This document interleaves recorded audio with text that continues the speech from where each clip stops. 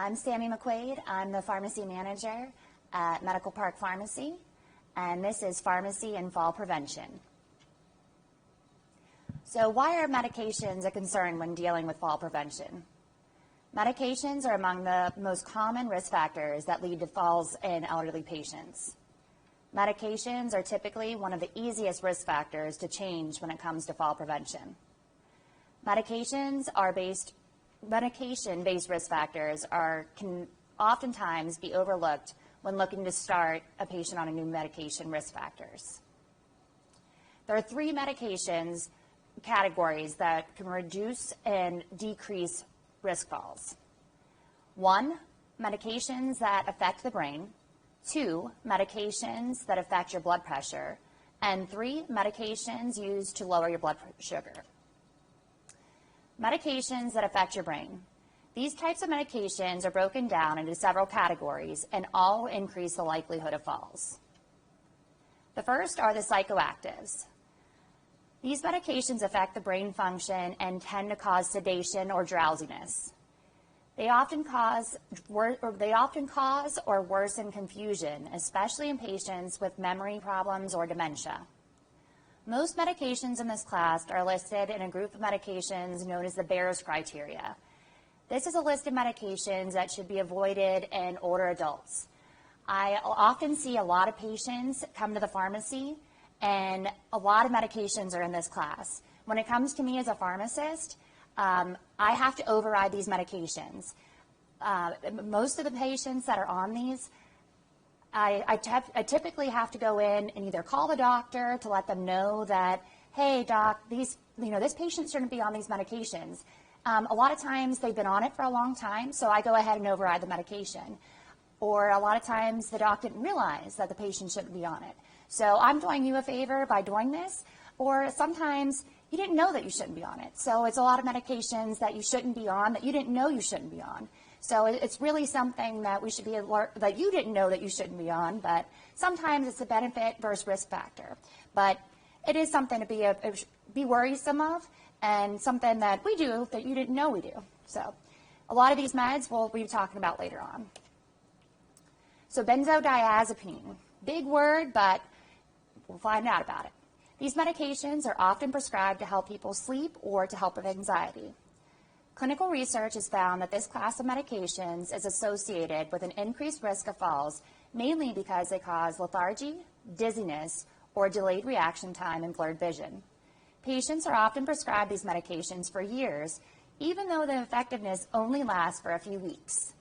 Examples of these medications include diazepam, which is Valium, lorazepam, which is Ativan, or temazepam, which is Restoril. And not listed here, which is probably the biggest one, is alprazolam, which is Xanax. It is really dangerous to stop taking these medications suddenly, so they should always be tapered off. A lot of people, like I said, their effectiveness is only last a few weeks, but people tend to be on these for years, mainly because people are more worried about stopping these meds than just to continue on. So they work really well, and I see elderly patients on these, and all of these are in that Behr's criteria that I just mentioned.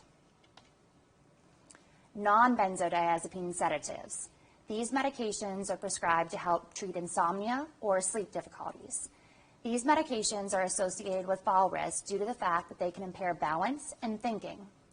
This class of medications are included in the Z drugs: Zolpidem, which is Ambien, Zaloplan, which is Zanata, and Escalpon, which is Lunesta. Antipsychotics. These meds were originally used to treat schizophrenia or illnesses with psychosis symptoms. However, they are now often prescribed to help treat behaviors associated with Alzheimer's and dementia, as well as depression. This class as a whole is related to increased risk of falls. Examples include Risperidone, which is Risperdal, Quetiapine, which is Seroquel, Olanzapine, which is Zyprexa, Arisperdal, which is Abilify, and Haloperidol, which is Halidol. Some of you guys might recognize some of these meds, and if you do, you need to probably talk to some of your doctors or your care providers and possibly look for alternatives, because I've seen a lot of people come in that have had trouble or stumbling or might have even already fallen on some of these meds, that risperidone particularly. If you've taken a tumble or started losing your balance, it's probably because of one of these. Antidepressants. There are three big meds that come through the pharmacy. They're usually antidepressants, the diabetic meds, and blood pressure meds. These antidepressants are one of those three that come through, and they lead to big risk of falls. These medications are prescribed to treat depression and anxiety. These medications can cause sedation, sleep disturbances, orthostatic hypotension, which is when you feel a little bit dizzy or your blood pressure drops when you go from a sitting to standing position, confusion, and impaired balance. The select serotonin reuptake inhibitors, or SSRIs, they tend to have a little bit less side effects versus the tricyclic antidepressants or the TCAs, but should still be used with caution. Some of the SSRIs are your sertraline, which is your Zoloft, your citalopram, which is your Celexa, or your fluoxetine, which is your Prozac. The TCAs are your amitriptyline, your Elavil, or your nortriptyline, which is your Pamlor. Unfortunately, I see mostly your TCAs used in our elderly individuals.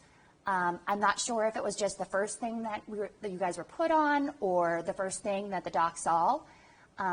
These have more side effects in general, but a lot more increased risk of falls. So there are a lot more newer agents out there. If you can talk to your care provider, talk to your doctor, talk to your pharmacist, we can come up with a better alternative for you. The SSRIs are a little bit better, but you have a lot of different options. The SNRIs, talk to your healthcare provider, get away from these TCAs. They're just a lot more side effects in general, but that amitriptyline, especially nortriptylines, those fall risks are just really bad, and just side effects, interactions, everything. We try to stay away from those. And unfortunately, like I said, elderly individuals, I don't know why, it seems like those are the first class we see for everyone. Narcotics.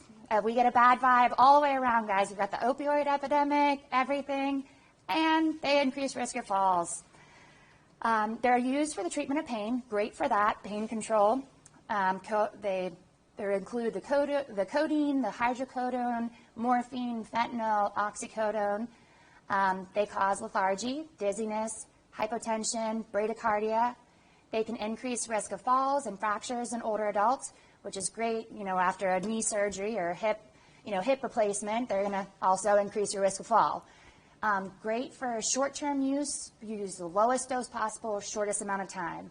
Anything after that, they're going to cause a lot more problems. So be very, very cautious with this, okay? Lowest dose, smallest amount of time.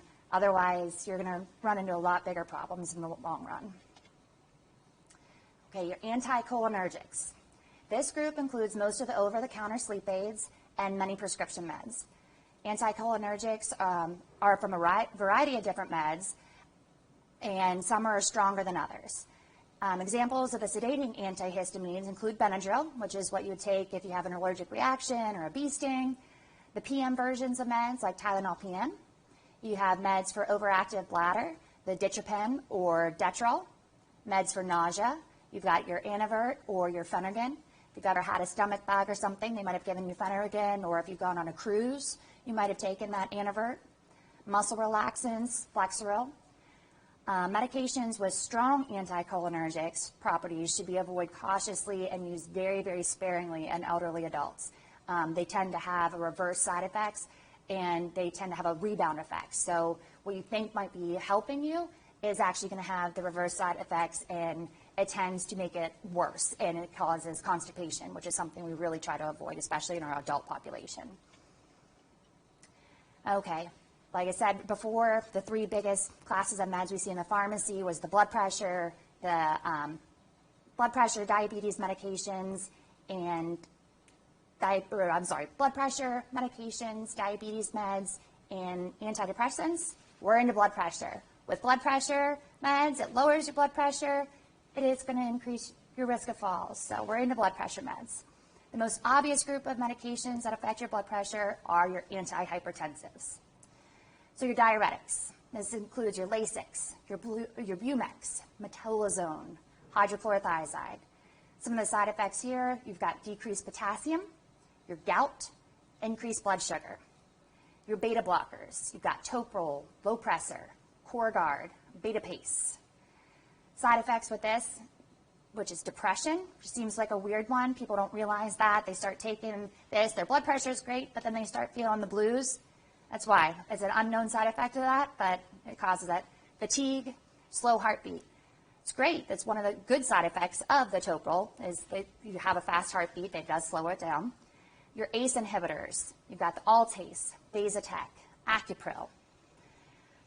Side effects, cough, rash, loss of taste. Not so good right now with COVID going on. You might think that you have COVID. Not a great thing for that one right now. ARBs, you've got Cozar, Diovan, Micardis. These are all, they work exactly the same as ACE inhibitors. The side effects are exactly the same, except you don't have the cough. So if lisinopril was working great for you, but you develop that cough, you can switch to the losartan. You're going to have the same great benefits, except you're not going to get that nasty cough that you were developing. So great, great, great profile. Continuing on with antihypertensives, you've got your calcium channel blockers. This works really, really well with our African American population. Norvasc, Lotrel, Plendil. Side effects, heart palpitation, dizziness, headache. With that dizziness and headache, what's going to happen? Increased risk of falls.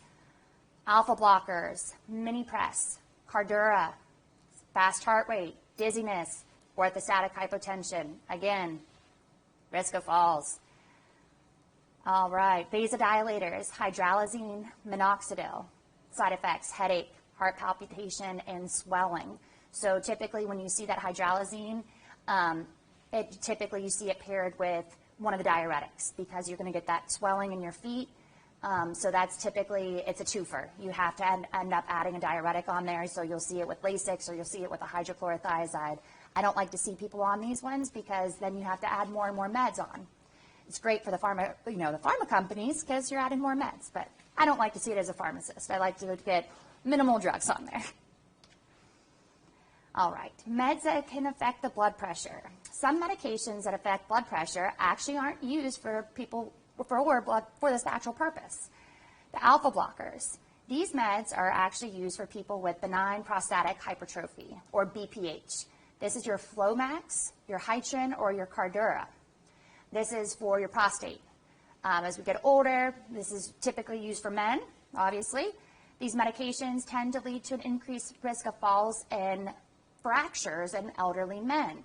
So if you're wondering why you typically, if an elderly gentleman comes into the ER or had a fall, they start going through the med list.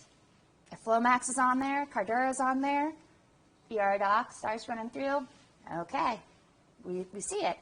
And this is some of those unsuspecting things that you run through. It runs through. Meds have a lot to do with your falls. People don't realize that. All right, last one, big one, blood sugar, meds that affect your blood sugar. These medications are used to help diabetic patients keep their blood sugar from getting too high. These medications can cause or worsen hypoglycemia, which is when your blood sugar gets too low. It leads to issues with balance and increases fall risk. If you've ever seen somebody or a diabetic person when their sugar gets too low, typically they're out of sorts, they can fall down. I know when I haven't eaten for a while, I'm very out of sorts, and I typically get a little lightheaded, but when a diabetic person when their sugar drops too low, they typically faint. I feel like I'm going to faint, but I don't. I typically stay upright, but it feels like it. All right, your blood sugar medications. Injectable meds or your insulin, you've got Lantus and Levemir, the two big ones. These medications are by far the most likely to cause hypoglycemia, which in turn can lead to increase in falls. Your oral diabetic medications, the big one is metformin or glucophage. This medication is most notable in that it produces minimal risk of hypoglycemia. So yay, metformin. It's really good at lowering your A1C, causes low risk of hypoglycemia. You've got your glyburide, your glipizide, your Prandin, Actos, Januvia, and Tradjenta. These medications can all lead to low blood sugar and some weight gain. Except for Januvia and Tradjenta, these will exclude your weight gain. So the two big things to take away here, metformin is really good. It doesn't cause the hypoglycemia. And Tradjenta and Januvia don't cause the weight gain. So yay metformin, and yay Tradjenta and Januvia that they don't cause the weight gain, okay? But all of them can cause the increased risk of falls. Okay, this one hits home on a personal level for it. These are silent fall risk class, and most people do not realize that your over-the-counter meds can affect you this way.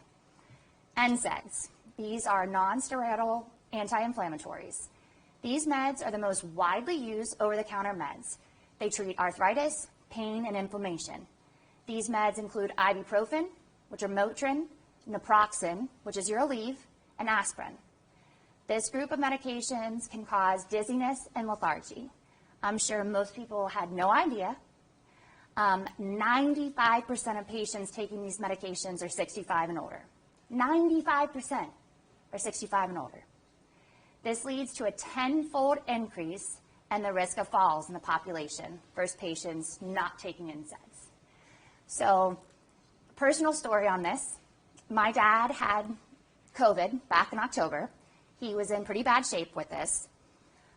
He recovered, but he still has some lingering side effects, joint pain being his biggest one, and foggy brain, as my mom calls it.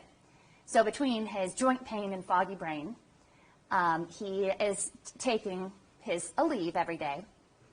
Well, he had his Aleve in the morning for his joint pain, and his foggy brain must have kicked in. So about an hour or two later, he took his Aleve again.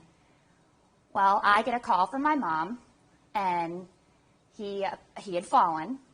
And when I got to the house, he was on the ground, and we took him into the ER. He ended up with 12 stitches in his head, a broken wrist, and he was laid up for about 3 days in bed. He couldn't move. So he had with 12 stitches, a broken wrist, and laid up for about 72 hours, all because he had double dosed on over-the-counter Aleve. And my dad, he owns his own, own deck company. He's a very active man. He's a very big man. All because of that. These over-the-counter meds, not something you even think about. He's like, I didn't take one of those opiate things. It is. That's why I said it's a silent fall class. So I printed out these slides so that my dad could see this today. It's something that people take every day. So this is something that really hits home. I got him a little pill container, which he has at his house now, so that he remembers to take it, because he is starting to lose a little bit now. He actually admits he has that foggy brain, but it's something that we really need to talk about and admit to now. So really pay attention to what we're doing and think about it, that it can cause that dizziness. It can happen to anybody. Now, he did take an extra one, so don't panic too much. He did take an extra one, but it's there, and it can really happen. But thankfully, it was Wheeling Hospital at the time. But thankfully, everybody took care of him, and they were great. But it can happen. I've got personal experience with this. So make sure we're following everything. All right. So what should you do if you or your loved one are taking any of the medications we discussed today? Don't panic. All right? There's no need to throw yourself in a state of panic. However, it is important to talk with your healthcare provider to reevaluate the medications and doses regularly. The CDC is recommending 3 steps if a medication, like the ones we discussed, is linked to the falls. 1, stop the medication when possible.